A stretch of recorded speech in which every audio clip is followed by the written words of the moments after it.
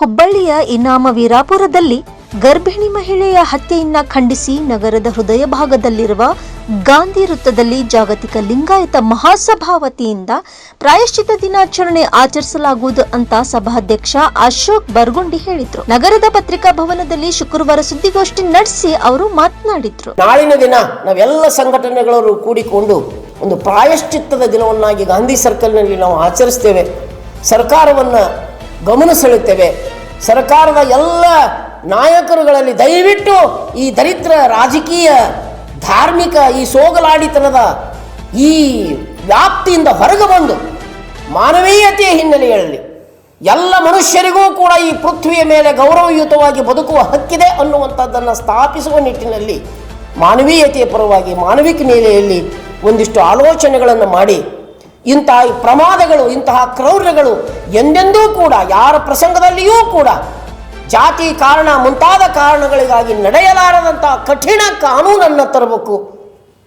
ಆ ಕಾನೂನಿನ ರಕ್ಷಣೆಯೊಳಗೆ ಉಳಿದ ನಮ್ಮ ಮಕ್ಕಳು ಬದುಕುವಂತಾದರೆ ಅದೇ ನಾವು ಆ ತಾಯಿ ಮಾನ್ಯಾಳಿಗೆ ಮತ್ತು ಆ ಸಂತ್ರಸ್ತ ಕುಟುಂಬಕ್ಕೆ ಕೊಡುವಂತಹ ನಿಜವಾಗಿರುವಂತಹ ಗೌರವ, ಶ್ರದ್ಧಾಂಜಲಿ ಅಂತ ಅನಿಸಿಕೊಳ್ತದೆ.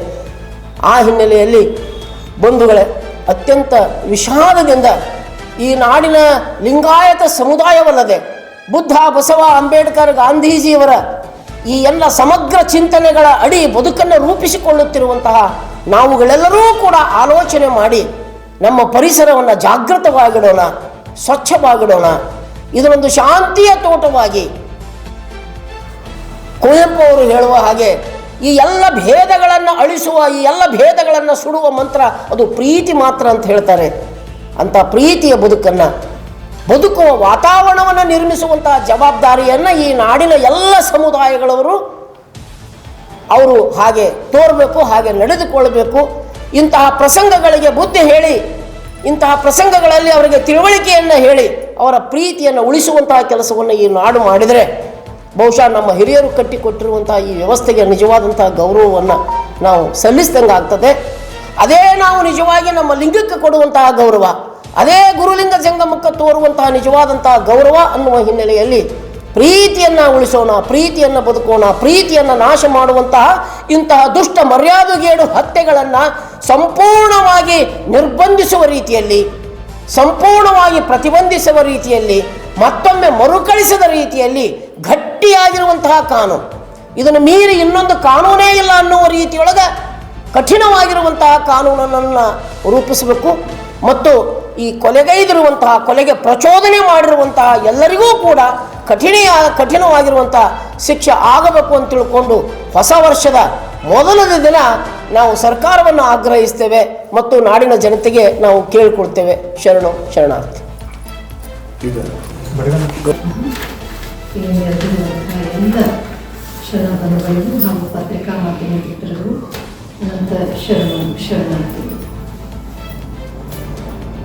ಹೊಸ ವರ್ಷದ ಶುಭಾಶಯಗಳೊಂದಿಗೆ ಈಗ ಸರ್ ಹೇಳ್ದಂಗೆ ಮೊದಲನೇ ದಿನದ ನಾವು ಹೆಜ್ಜೆ ಇಡ್ತಾ ಇದ್ದೀವಿ.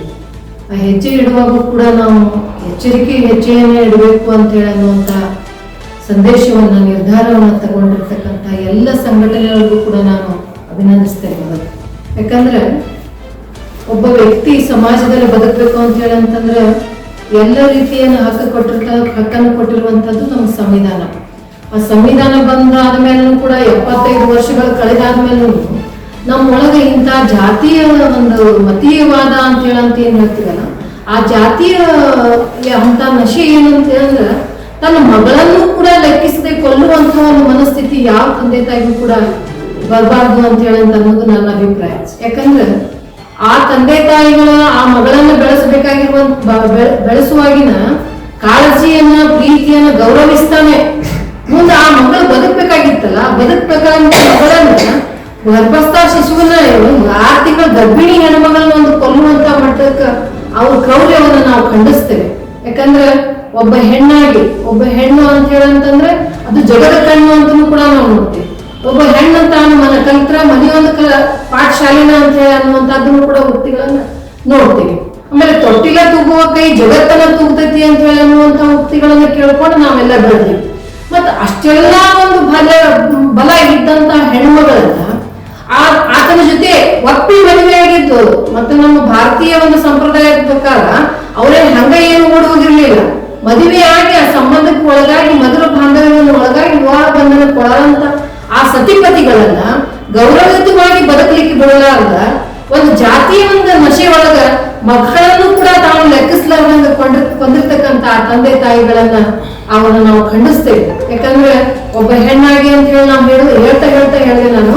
ಆದ್ರೆ ಒಬ್ಬ ಹೆಣ್ಣಾಗಿ ಕೂಡ ಅಷ್ಟೊಂದು ನನಗ ಆಯ್ಕೆಯ ಸ್ವತಂತ್ರ ಇಲ್ಲೇನು ಈ ಪ್ರಶ್ನೆ ನೋಡ. 12ನೇ ಶತಮಾನದೊಳಗ ಬಸವಣ್ಣವರ ಒಂದು ವಚನವೂ ಬರ್ತದೆ.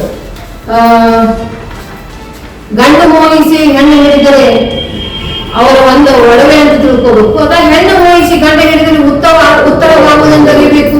ಉತ್ತರವಾಗುವುದು ಅಂತ ಪ್ರಶ್ನೆ ಮಾಡ್ತಾರ ಯಾರು? ನಮ್ಮ ಬಂತಾದೇವಿ ತಾಯಿ. ಅಂದ್ರ ಇಷ್ಟು ನಾವು 12ನೇ ಶತಮಾನದಿಂದ ಶರಣರ ಒಂದು ಕಾಲದಿಂದ ನಾವು ಬುದ್ಧ ಮತ್ತು ಬಸವ, ಅಂಬೇಡ್ಕರ್ ಮತ್ತು ಗಾಂಧೀಜಿ ಈ ಎಲ್ಲಾ ಅವಸ್ಥೆಗಳಿಗೂ ಕೂಡ ಬಂದಿರುವಾಗ ಕೂಡ ಈ ಎಲ್ಲ ವಿಚಾರವಂತರು, ಪ್ರಜ್ಞಾವಂತರು, ಆ ಸಂತರು, ಶರಣರು ಹೇಳ್ತಕ್ಕಂಥ ವಿಚಾರಗಳನ್ನ ಕೇಳ್ತಾ ಬೆಳೆದ್ರು ಕೂಡ ನಮ್ಮ ಒಳಗಿನ ಅಂಧಕಾರ, ನಮ್ಮ ಒಳಗಿನ ಮತೀಯವಾದ ಹೋಗದೆ ಹೋಯ್ತು ಅಂತಂದ್ರೆ ಅವ್ರೆಲ್ಲರ ಒಂದು ಶ್ರಮಕ್ಕ ಬೆಲೆ ಏನ್ ಕೊಟ್ಟಂಗ ಆಗ್ತದ, ನಾವು ಏನು ಮಾಡಕತ್ತೀವಿ, ನಮ್ಮ ಮತ್ತು ಮುಂದಿನ ಪೀಳಿಗೆ ಏನ್ ಸಂದೇಶವನ್ನು ಕೂಡ ನಾವು ಕೊಡ್ತಾ ಇದೀವಿ ಅಂತೇಳಿ ಅನ್ನುವಂಥದ್ದನ್ನು ಕೂಡ ನಾವೆಲ್ಲರೂ ಕೂಡ ಅವಲೋಕನ ಮಾಡ್ಬೇಕಾಗೈತಿ. ಆ ಹಿನ್ನೆಲೆ ಒಳಗ ನಾಳಿನ ದಿನ ಪಶ್ಚಾತ್ತಾಪದ ದಿನ ಅಂತ ಹೇಳಂತನೂ ಅಂತ ನಾವು ಕರಿತೀವಿ. ಮತ್ತು ಪಶ್ಚಾತ್ತಾಪ ಯಾಕ್ರಿ, ನಾವ್ಯಾಕೆ ಪಶ್ಚಾತ್ತಾಪ ಮಾಡ್ಕೋಬೇಕ್ರಿ ಅಂತ ಹೇಳಂತಂದ್ರೆ ಇಷ್ಟೆಲ್ಲಾ ಒಂದು ಆದರ್ಶಗಳು ಇದ್ದಾಗೂ ಕೂಡ, ಇಷ್ಟೆಲ್ಲಾ ವಿಷಯಗಳ ಮಾಧ್ಯಮಗಳು ಇದ್ದಾಗ ಕೂಡ ಇನ್ನೂ ಈ ಜಾತೀಯವಾದ, ಈ ಮತೀಯವಾದ ನಮ್ಮನ್ನ ಬೆನ್ನ ಬಿಡದಾಗ ಕಾಡ್ತೈತಲ್ಲ, ಇದಕ್ಕೆ ನಮಗ್ ಪಶ್ಚಾತ್ತಾಪನ ಅನಿಸ್ತದ. ಯಾಕಂದ್ರೆ ನಾವು ಒಂದ್ ಮನೆಯಿಂದ ನಾವು ಮತ್ತೊಂದ್ ಮನೆಗೆ ಬಂದಿರ್ತೀವಿ ಆದ್ರೂ ಕೂಡ ಅಲ್ಲಿ ಬರ್ತಕ್ಕಂಥ ಎಲ್ಲ ನ್ಯೂನತೆಗಳನ್ನ ಅಥವಾ ಎಲ್ಲ ನೋವುಗಳನ್ನ ಸಹಿಸಿಕೊಂಡಾಗೂ ಕೂಡ ಮತ್ತು ಇನ್ನಷ್ಟು ನಮ್ಮನ್ನು ಕೊಲ್ಲುವಂತ ಆ ಕ್ರೂರತನ ಐತಿಲ್ಲ, ಆ ಕ್ರೂರತನವನ್ನು ಖಂಡಿಸೋದಕ್ಕಾಗಿ ಆ ಕ್ರೂರತನಕ್ಕೆ ನಮಗೆ ಪಶ್ಚಾತ್ತಾಪ. ಯಾಕಂದ್ರೆ ಈ ಒಂದ್ ಹೆಣ್ಣಲ್ಲ, ಜಗತ್ತಿನೊಳಗೆ ನಾವು ನೋಡ್ತೀವಿ ಎಷ್ಟೋ ವಿವಾಹಗಳು, ಅಂತರ್ಜಾತೀಯ ವಿವಾಹಗಳಾಗಿದ್ದನ್ನು ನೋಡ್ತೀವಿ. ಆ ಎಲ್ಲಾ ಮಕ್ಕಳು ಚಂದಾಗಿ ಬದುಕಿದ್ದನ್ನು ನಾವು ಕಣ್ಣಾರೆ ನೋಡ್ತಾ ಇದ್ದೀವಿ. ನೋಡಿದಾಗೂ ಕೂಡ ಆ ಒಂದು ಆದರ್ಶ ಆ ತಂದೆ ತಾಯಿಗೆ ಯಾಕೆ ಆಗ್ಲಿಲ್ಲ, ತನ್ನ ಮಕ್ಕಳನ್ನ ಬದುಕಿಸ್ಕೊಳ್ಬೇಕು ಅಂತ ಹೇಳುವಂತದ್ದು ಯಾಕೆ ಅವರಲ್ಲಿ ಆ ಕಾರುಣ್ಯ ಹುಟ್ಟಲಿಲ್ಲ, ಆ ಮಮಕಾರ ಯಾಕೆ ಹುಟ್ಟಲಿಲ್ಲ? ಯಾಕಂದ್ರೆ ಇನ್ನೊಂದು 3-4 ತಿಂಗಳು ಕಳೆದ್ರೆ ಅಜ್ಜ ಅಮ್ಮ ಅನ್ನುವಂತ ಒಂದು ಪ್ರೀತಿಯ ಕುಡಿ ಅವ್ರ ಮಡಿಲೊಳಗೆ ಬರ್ತಿತ್ತು. ಆ ಮಡಿಲಿನ ಪ್ರೀತಿಯ ಕರೆಯನ್ನು ಕೇಳಲಾರದಷ್ಟು ಅವ್ರದ್ದು ಕ್ರೂರ ಆಯ್ತು ಆ ಮನಸ್ಸು ಅಂತ ಹೇಳಂತ ಅನ್ನೋದನ್ನ ನಾವು ನೋಡಿದಾಗ ನಿಜವಾಗ್ಲೂ ಎಲ್ಲೋ ಒಂದು ಕಡೆ ನಾವು ಬಾಬಾ ಸಾಹೇಬ್ ಅಂಬೇಡ್ಕರ್ ವಿಚಾರಗಳಾಗಿರ್ಲಿ, ಗಾಂಧೀಜಿಯವರ ವಿಚಾರಗಳಾಗಿರ್ಲಿ, ಬುದ್ಧ ಬಸವರ ವಿಚಾರಗಳಾಗಿರ್ಲಿ, ಎಲ್ಲ ವಿಚಾರಗಳಲ್ಲಿ ಇದ್ದಾಗೂ ಕೂಡ ನಾವು ನಮ್ಮ ಮತೀಯವಾದವನ್ನು ಇಷ್ಟೊಂದು ರೀತಿ ಒಳಗ ನಾವು ಅದನ್ನ ಮತ್ತು ನಮ್ಮ ಮನಸ್ಥಿತಿ ಒಳಗ ಆ ಮನಸ್ಥಿತಿಯನ್ನು ಕಳೆದುಕೊಳ್ಳುವಂತ ನಮ್ಮ ಮಾರ್ಗವನ್ನ ನಾವು ದಾಟೋಣ, ಹೋಗೋಣ ಅಂತ ಹೇಳ್ತಾ ಹಾಗಾಗಿ ನಾಳಿನ ಒಂದು ದಿನ ನಾವು ಒಂದು ಪ್ರಾಯಶ್ಚಿತ ದಿನವಾಗಿ, ಯಾಕಂದ್ರೆ ಇಷ್ಟೆಲ್ಲ ಇದ್ದಾಗ ಕೂಡ ನಮ್ಮ ಮನಸ್ಸುಗಳ ಪರಿವರ್ತನೆ ಇಲ್ಲ ಅಂತಂದ್ರೆ ಹೇಗ 12ನೇ ಶತಮಾನದೊಳಗೆ ನಾವು ನೋಡ್ತೀವಿ. ಮುಲಾವಣಿ ಕಾಯಕದವ್ರು ಅಂತ ಬರ್ತಾರೆ, ತೆಕ್ಕೆ ಕಾಯಕದವ್ರು ಅಂತ ಬರ್ತಾರೆ. ಇಂಥ ಒಂದಿಷ್ಟು ಘಟನೆಗಳನ್ನ ನಡೆದಾಗ ಆ ಎಲ್ಲ ಕಾಯಕಗಳ ಮೂಲಕ ಸಮಾಜವನ್ನು ತಿದ್ದುವಂತ ಕಾರ್ಯಗಳನ್ನ ಆ ಎಲ್ಲರೂ ಶರಣರು ಮಾಡ್ತಿದ್ರು. ಹಾಗಾಗಿ ಎಲ್ಲಾ ಸಂಘಟನೆಯವರೆಲ್ಲ ಕೂಡಿ ನಾವು ಪ್ರಾಯಶ್ಚಿತ ದಿನ, ಪಶ್ಚಾತ್ತಾಪದ ದಿನ ಅಂತ ಹೇಳ್ತೇವೆ. ಅದನ್ನ ಆಚರಣೆ ಮಾಡ್ತಾ ನಾಳಿನ ದಿನ ನಾವು ಪ್ರತಿಭಟಿಸ್ತಾ ಇದ್ದೇವೆ. ಆ ಕಾರಣಕ್ಕಾಗಿ ಎಲ್ಲಾ ಸಂಘಟನೆಯವರಲ್ಲೂ ಒಂದು ವಿನಂತಿ, ಯಾಕಂದ್ರೆ ಇದು ಯಾವುದೇ ಒಂದು ಧರ್ಮ ಮತ್ತು ಜಾತಿಗೆ ಸೀಮಿತವಾದಂತ ಹೋರಾಟ ಅಲ್ಲ, ಇಡೀ ಮಾನವೀಯ ಮೌಲ್ಯಗಳನ್ನ ಹೊತ್ತು ಹೊಂಟಿರುವಂತ ಇದು ನಮ್ಮ ಪ್ರತಿಭಟನೆ. ಹಾಗಾಗಿ ಇಲ್ಲಿ ಯಾರನ್ನ ಕರಿಬೇಕು, ಯಾರನ್ನ ಕರಿಬಾರ್ದು ಅನ್ನುವಂತ ಭಾವ ಇಲ್ಲ. ಯಾರ್ಯಾರಿಗೆ ಮಾನವೀಯ ಮೌಲ್ಯಗಳನ್ನ ನಮ್ಮ ಬದುಕಿನೊಳಗೆ ಬೇಕು, ನಾವು ಪ್ರತಿಯೊಬ್ರು ಬದುಕಬೇಕು ಅಂತ ಹೇಳಿ ಅನ್ನುವಂತ ಯಾವುದೇ ಆಶಯವನ್ನು ಹೊತ್ತಂತವ್ರು ಎಲ್ಲರೂ ಕೂಡ ನಾಳಿನ ನಮ್ಮ ಪ್ರತಿಭಟನೆಯಲ್ಲಿ ಸಹಕಾರವನ್ನು ಕೊಡಬೇಕು, ಅಲ್ಲಿ ಭಾಗವಹಿಸಿ ಅದಕ್ಕೊಂದು ಅರ್ಥವನ್ನು ತರಬೇಕು ಅಂತ ಹೇಳಂತ ಅನ್ನುವಂಥ ಮಾತನ್ನ ತಮ್ಮ ಪತ್ರಿಕಾ ಮಾಧ್ಯಮದ ಮೂಲಕ ನಾನು ವಿನಂತಿಸಿಕೊಳ್ತೇನೆ. ಶರಣ.